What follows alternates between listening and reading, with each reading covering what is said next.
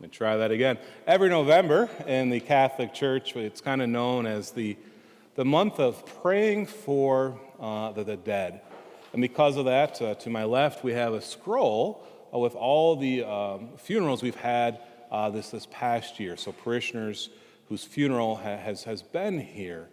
And I know for me now, being the pastor for 9 years, when I look upon that list, and even on Tuesday night at All Souls Day when we listed off their names and other names as well, it really seems always to hit me as I start to think back of all that they have done for the parish, and even, in a personal, how I've come to know them and all they've done for me in my priesthood.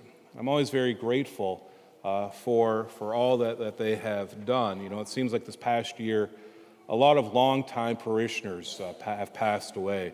We could go through the list. We're not going to do that, but just that first name right away, I think we all remember Diane Martinka, how every single Sunday she would be here at Mass, and just that perseverance in her faith, even in the midst of suffering.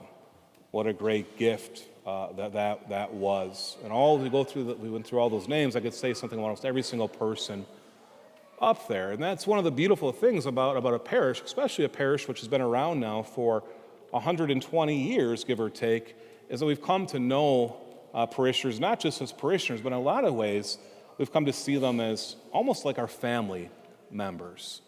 Of course, that's what a parish is meant to be. And we're always grateful, once again, for what those parishioners here on the list have done before us, and those who aren't on the list as well, how they've given of all that they have, essentially, to make sure that this parish continues. It reminds me of a story I heard back in junior high, and it was from our religion teacher. His name was Mr. Schmidt. Mr. Schmidt was a great teacher. He was dedicated to his work. He actually was almost legally blind, and so they had to be an assistant in the classroom with him, but he still wanted to teach. A side note about Mr. Schmidt real quick was he also told us stories of how he almost was rich a couple times. One of the times he had befriended someone called Richard Schultz, who founded Best Buy, and Mr. Schmidt didn't think he had any chance of actually being successful, so he passed on any stock options for the beginning stock options of Best Buy. So instead he was stuck teaching junior high kids religion, so at least he gets some time off purgatory, right? But Mr. Schmidt one time, we'd often tell stories throughout the class. He was he wasn't too old, but as a junior high kid, you'd think he was older. But he loved to tell stories. I remember a story that he told, and it really has continued to stick with me. He said, as a boy in a small town, I think he grew up in central Wisconsin. I'm not exactly sure, but he said, as a boy in a small town, everyone kind of knew each other. But there was a towns member, a citizen there, who every single Sunday would go to Mass at the local church, right, the church that Mr. Schmidt went to, but he'd kind of keep to himself. He really didn't want to talk to too many people. I guess, we call him an introvert, right? Mr. Schmidt said he was never married, never had any kids, but every single Sunday he would come to Mass. But he said what really set him apart was that also every single day they'd see him leave his house right around 3 o'clock in the afternoon, and he'd walk to the corner store, he'd buy 2 beers, he'd go to the park bench and drink his 2 beers, and then he'd walk home. Did this every single day.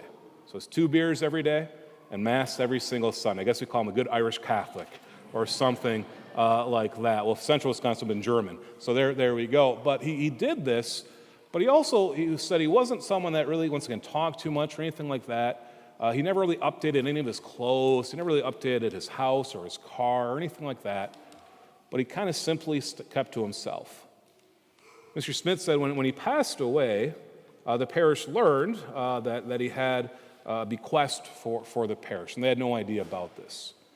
And it turns out that this man, who didn't really spend too much money on himself, except for those 2 beers every day, and didn't really talk to too many people, when he passed away, left the parish $3 million. And everyone was shocked. Everyone was surprised. This wasn't a parishioner, this wasn't a townsperson that you would think would have any sort of resources at all. You'd almost look at him as an average, but he just never spent any money on himself, is what Mr. Schmidt said. And so when he passed away, he wanted to give what he had, and he gave it all away to the church. The reason this stuck with me is because as a junior high kid, I was kind of thinking like, well, why didn't this man at least, travel? Why didn't he at least go ahead and, get a different car? Why didn't he, do other things? But the reason why is because he's like, well, I don't need to. It's kind of what I've kind of figured out.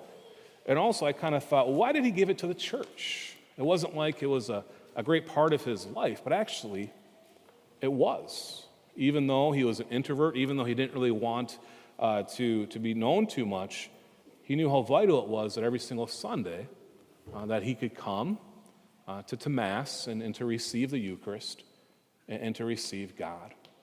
And he wasn't very flashy, obviously. No one knew what he had. But what he had, he gave away freely at the end.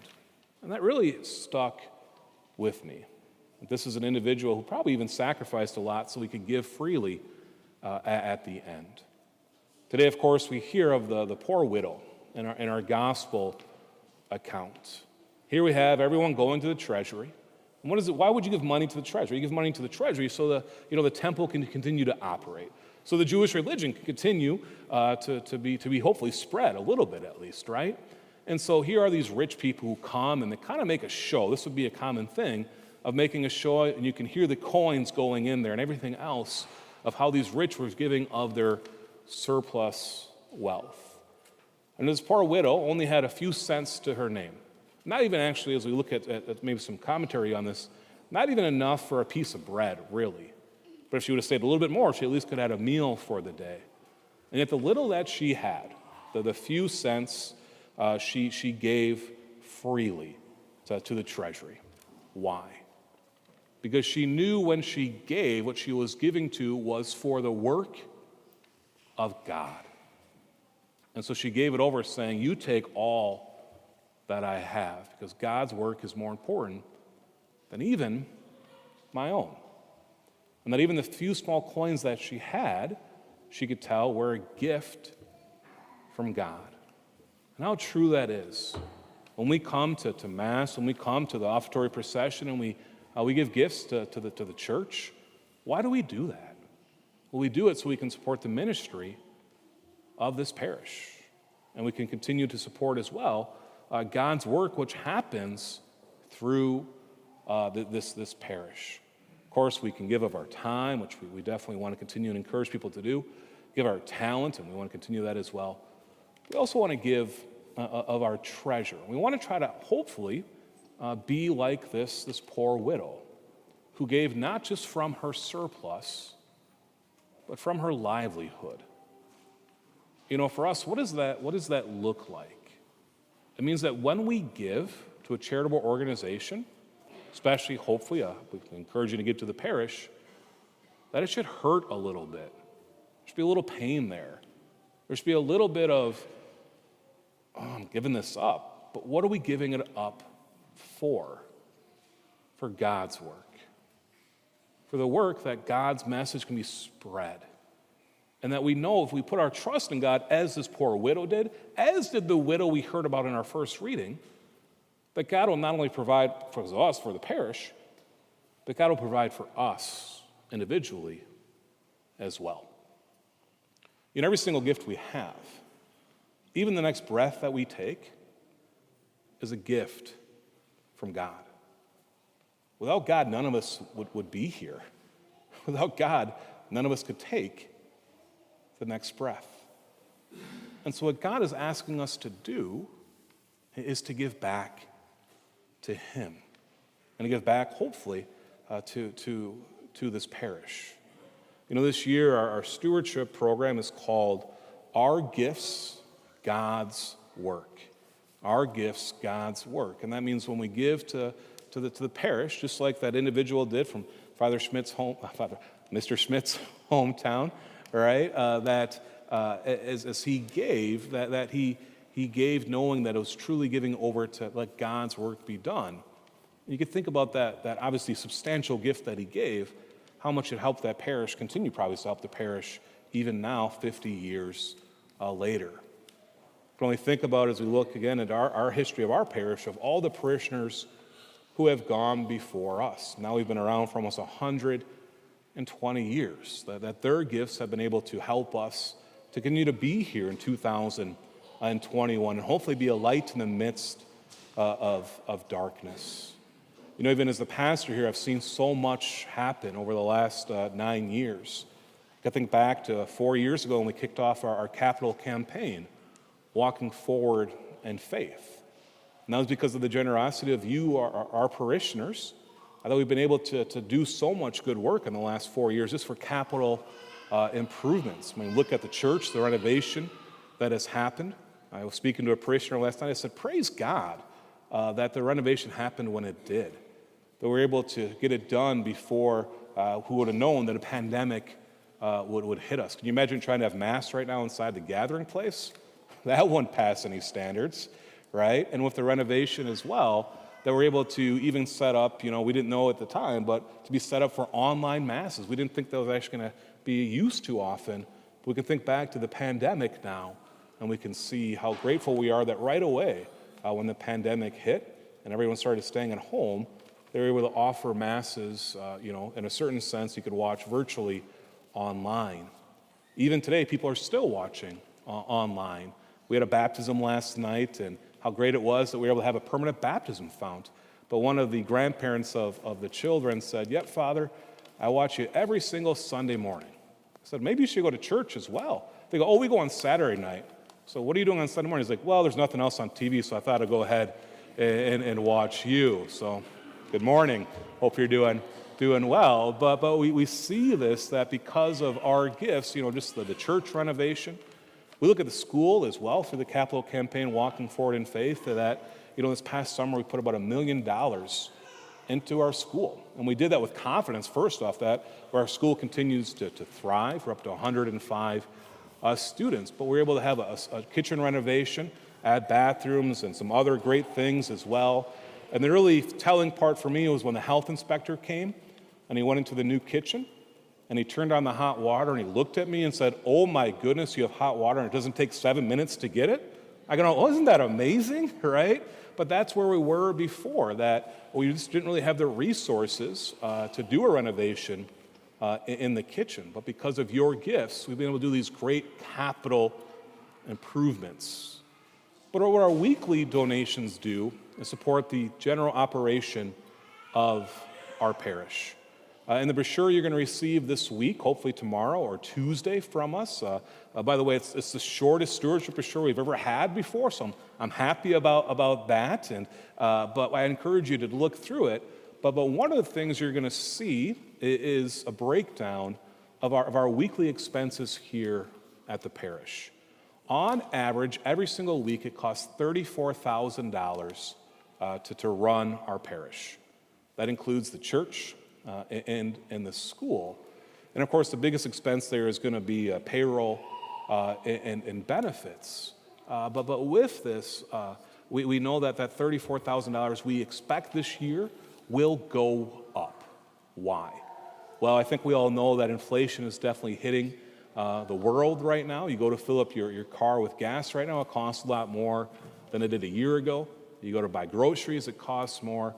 Even just payroll is going to continue to go up as well. So we expect, as a finance council, that number of $34,000 a week is definitely going to go up. We at least expect, probably at least 5 to 8% probably in this next year. And so what we're asking parishioners to do is to look at their stewardship gift that you guys have generously given. And I can say as a parish, we're not in a weak financial point right now. We're not at a strong point either anymore, at least on the weekly giving. If you look at the bulletin, you can see we're actually below budget right now for offertory giving. But I'd say we're in a safe place. But what we're asking parishioners to do is to kind of look this week and go to prayer and say, okay, how can I give to support this parish? How can I give my gifts back to God so that His work may be done? And we're asking if you can, hopefully, to increase your gift as well, because once again, we do expect the expenses to go up this upcoming year. But remember, when we give, we're giving so that God's work can be done. and so that people can continue to come to our parish, on a Sunday morning and experience Jesus in the Eucharist, experience community together, that people can come to our great school, to our faith formation program, that people can come here at 2 o'clock in the morning and go to our adoration chapel and pray, or to come to our Bible studies, or a funeral, or a wedding, or a baptism, or just stop by randomly and just stop by and experience Christ. But that's only possible when we give. When we give not just from our surplus, hopefully, but from our livelihood. So we know that everything we have, once again, is that gift from God. And so this week, I encourage you, when you receive the brochure for our stewardship program, just to read through it and to look at that pledge card as well. And then to bring that pledge card with you next week. Either you can have it filled out ahead of time, or you can fill it out during Mass next week as well. But to bring it with and then to give that gift for this upcoming calendar year of 2022, where we make that pledge. The reason we ask for pledges is so we can make a budget that we think will be somewhat accurate. But once again, just to bring that to prayer this week and to say, okay, Lord, help me to put my trust, as these widows did before me, and so many parishioners have as well. Help me to give freely, not just of my surplus, but of my livelihood as well, so that my gift can continue to help your works.